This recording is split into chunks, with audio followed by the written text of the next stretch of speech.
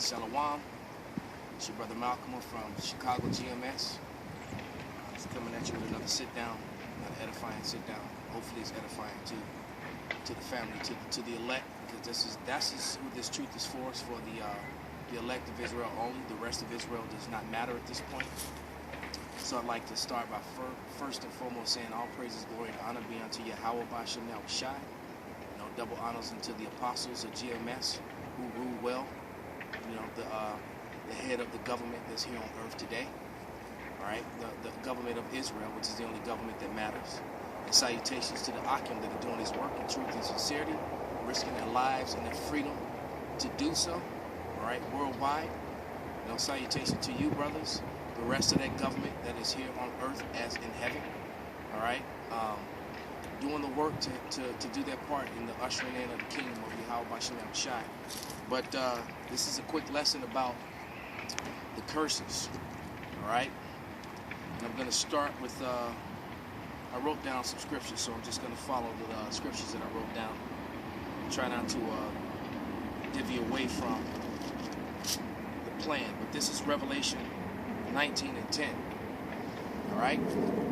And it says, and I fell at his feet to worship him. And he said unto me, see thou do it not. I am a fellow servant. So what that means is that this was a messenger, an angel. And the scripture says that we will actually judge the angels, and the Israelites are angels themselves. All right? The elect men. So John is an angel himself. He's just stuck in the chains of darkness, which means that he's in that fleshly body. That's why he was not to bow down to the angel, because if it was Yahweh Shai, he wouldn't have told him not to do that. All right. So it says, I am thy fellow servant and thy brethren. See, a fellow servant that have the testimony of Yahweh Shai. Worship Yahweh, for the testimony of Yahweh Shai is the spirit of prophecy. So we should be occupied in prophecies, because the prophecies are coming true right before your face, man. America has never been more separated and divided. As a matter of fact, I was just at a Dunkin' Donuts and saw on the television screen where it flashed across the screen, America versus the whole world under the presidency of Donald Trump. Well, it's not just going to be America, it's going to be America and the Israelis against the whole world. And I've been saying that for years, and now CNN was actually agreeing with me, because that's what's about to happen. So finally, they're starting to report on these sort of things, man. So this is good news for us. This is good news for Yasharal, man. We're getting closer and closer to being out of here and not have to worry about the trivial things on this side, and worry about because we won't have to worry about the things to come. The kingdom is ours. Okay, it's already ours. Okay, next scripture is going to be Deuteronomy 30 and 1.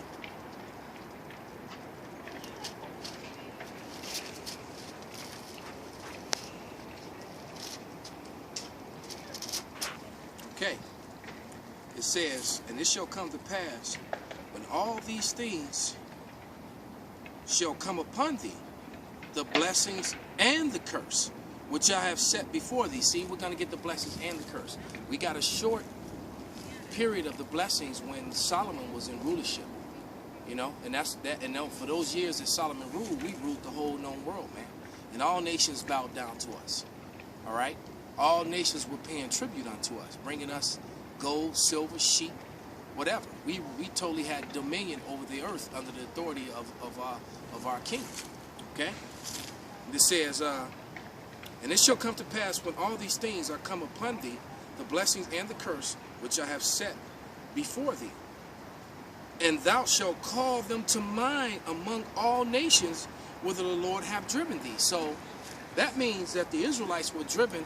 Let me get a scripture to prove that. Let me go to Baruch. All right. Because it says in those nations, or you know what, I even go to Tobit. Tobit's a better example. This is Tobit, the 13th chapter, and the 3rd verse.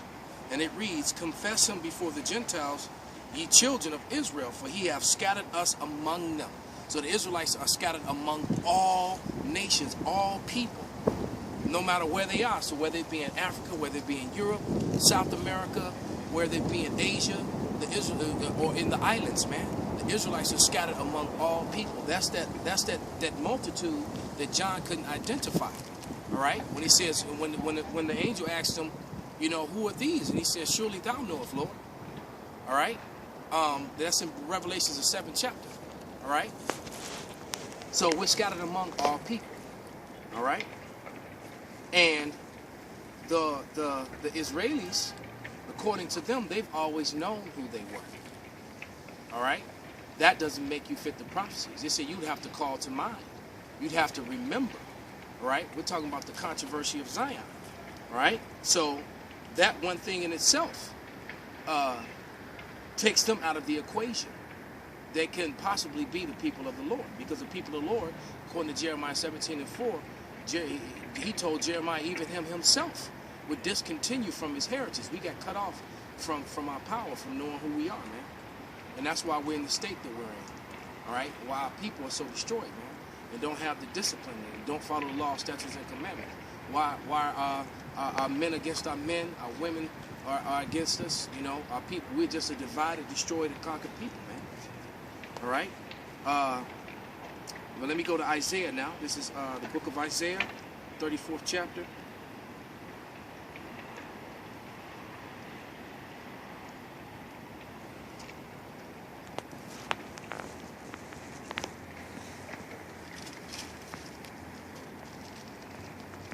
In the 8th verse. And it reads, For it is the day of Yahweh's vengeance, and the year of recompenses, for the controversy of Zion. All right, so the Lord is you know, Yahweh's coming back with vengeance, man. He's going to send Yahweh Shai.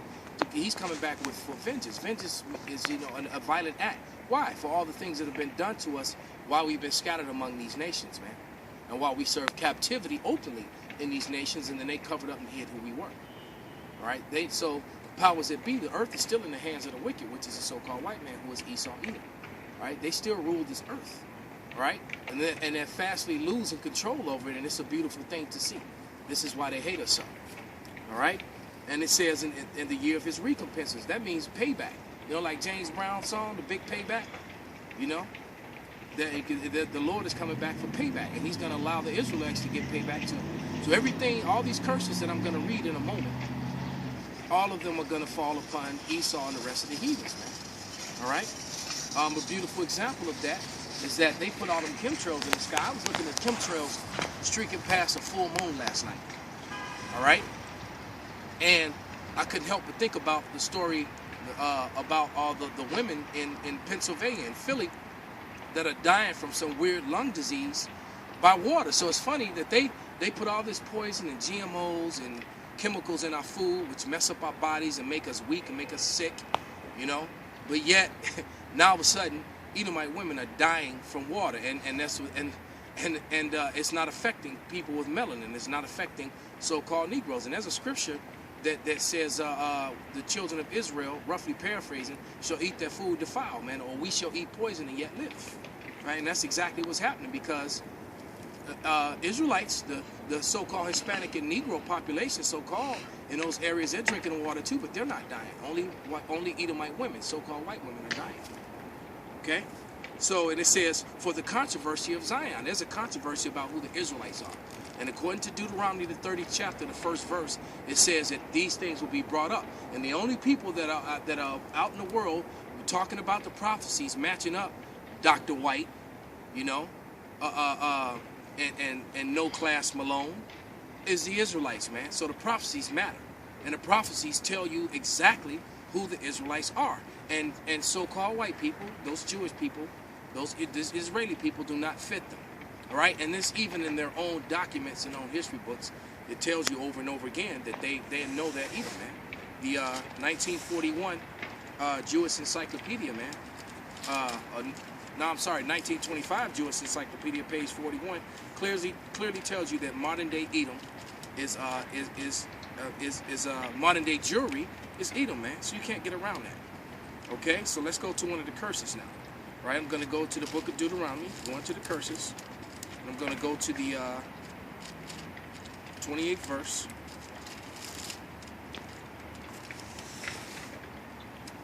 And I'm going to read verse 18. And it says, "Cursed shall be the fruit of thy body and the fruit of thy land, the increase of thy kind and flocks of sheep." All right, now I'm going to jump down to 30. It says, verse 30. I have to change the page.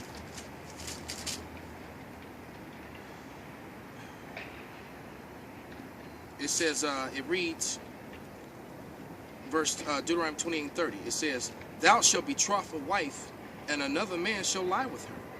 Thou shalt build a house, and thou shalt not dwell therein. Thou shalt plant a vineyard, and thou shalt not gather grapes thereof." And Jake works in those vineyards out in California, in those great vineyards, and down in South America and other places in America, but they don't own them. Most of those vineyards are owned by fake Jews in Napa Valley in California. All right? The White House itself was built by, the architect and the builder of it was a so-called Negro, Southern Kingdom Israelites, slaves, and they didn't build it. And just like most of these high-rise buildings in the background, these high-rise buildings behind me, the majority of people that live in those buildings, especially these new ones, are heathens. There's some Jake that live in some of these buildings, some of these well-to-do 2/3 in the world. All right, but most of the people that were working on these buildings, well, there's a lot of Israelites that work on these buildings as well, and all these contractors. You go to a construction site, man, it's full of Israelites, man, both Northern and Southern Kingdom, especially the Northern Kingdom, because they don't hire Judah as much for jobs like that. All right, but and then there was a good example of that in the movie Nat Turner, man. All right, when his right-hand man, I forget his name, when the slave master had visitors, when the guy came to the plantation, he saw the the Judite woman, and then he asked for her, and the master obliged him. All right, he was like, "Yeah, go give me that woman," and the slave was like, "Oh no, I'm not giving up my woman." All right, and then the man is waiting in the room like, "What's taking so long? She not coming?" And so he sent them to go get him again, and he had to stand outside and wait while his woman was in there, being getting sexed up by this pathetic specimen, fat, nasty Edomite, man. While this man is defiling his wife, man. He had to wait outside for her. All right, and that was a regular occurrence, man. All right, they would come and sleep with our wives and our women, man. Okay. Now I'm going to go to verse 37. All right. It says, "And thou shalt become an astonishment and a proverb and a byword among all the nations, whether the Lord will lead thee." And we are an astonishment, man. All right, and a byword. They still our culture, man. All the cartoons, the TV commercials, the movies, the commercials on the news, McDonald's commercials, the Cheerios commercials, all hip-hop based. Reggaeton and all that stuff playing in the background, and they use us, but yet they still look down upon us, man. They use our culture, and then they give us these false names like Mexican, Puerto Rican, Dominican, Negro, Ecuadorian, Chilean, and all those type of names, Brazilian. They gave us bywords to go by and didn't call us by our true biblical names. They covered that up, man. And it's an easy thing to do the research to prove who these people are, man. All right? But they own, they make the textbooks, so they're in control over what you read, what you learn in school. They're in control over what you see over the airwaves. And most of these things that we're talking about are controlled and ran by the very people who are claiming to be, who we are, the fake Jews. All right? Now I'm going to go to Isaiah 42 and 22. Okay? All right? So they use draconian law to control us. All right? This is Isaiah 42 and 22. "But this is a people robbed and spoiled. They are all of them snared in holes and hid in prison houses. They are for a prey, and none delivereth." all right, for a spoil, and none saith restore. So they destroy us, man. They send young men, young boys away to jail all the time. Israelite men. Okay? They send them away to prison at young ages, man.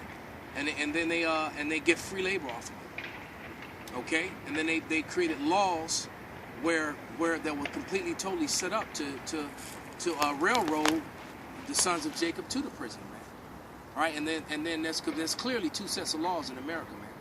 Because I can give you example after example of Edomites, so-called white youth or people committing crimes, and they get a bare minimum sentencing or no sentencing at all, and then the children of Jacob, both his sons and daughters, they'll get maximum penalties and jail time for the smallest offenses, man. It happens all the time. All right, I don't even really need to go into that, man. Okay. Now I'm going to read Deuteronomy 28 and 46.